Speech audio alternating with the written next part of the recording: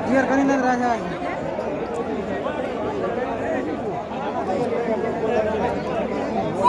ચલો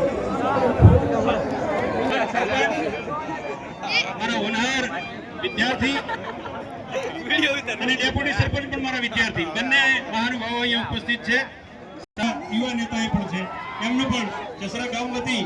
અને બુઢેશ્વર મહાદેવ મેળા સમિતિ વતી તે દિલથી હાર્દિક સ્વાગત કરું છું એમને આવકારું છું ધન્યવાદ વાહ ભાઈ વાહ